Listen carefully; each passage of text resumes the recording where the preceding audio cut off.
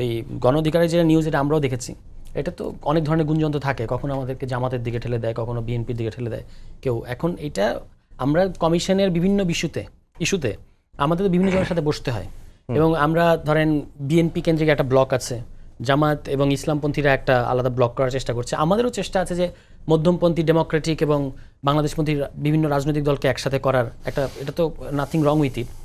অনানুষ্ঠানিক আলোচনা নানাভাবে নানা ফোরামে হতে পারে, এবং যেহেতু এই দলে অনেকেই আছেন যারা একসময় এই 18-24-এর মধ্যে থেকে উঠে এসেছেন, ফলে একটা যোগাযোগ তো খুব ঘনিষ্ঠ যোগাযোগই আছে, কিন্তু কোনো আনুষ্ঠানিক সিদ্ধান্ত বা এরকম কিছু হয় নাই। এটা আরও সময় লাগবে। যদি হয়, আমি যদি হয়, আমি জানি না এখনও, কিন্তু যদি হয় এটা একটা পজিটিভ ঘটনাই হবে যে সব ইয়াংরা এক জায়গায় আসতেছে।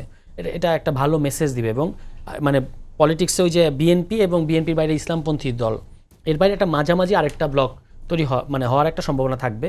ফলে এখনও চূড়ান্ত করে কিছু বলা যাবে না, পুরো সম্ভাবনাটাকে আমি নাকচ করে দিচ্ছি না, আবার আমি কনফার্মও করছি না, কিন্তু এটা সময়ে আরও যেতে দিতে হবে।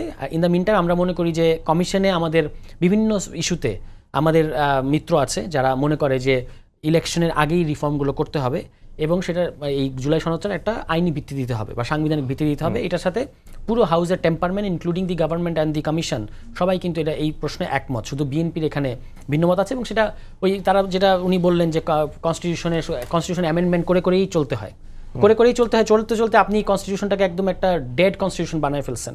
আর ধরেন আপনার দেশে কি এমন পরিস্থিতি কখন আসবে না যখন আপনার you need a new constitution? এটা কি বাইবেল নাকি?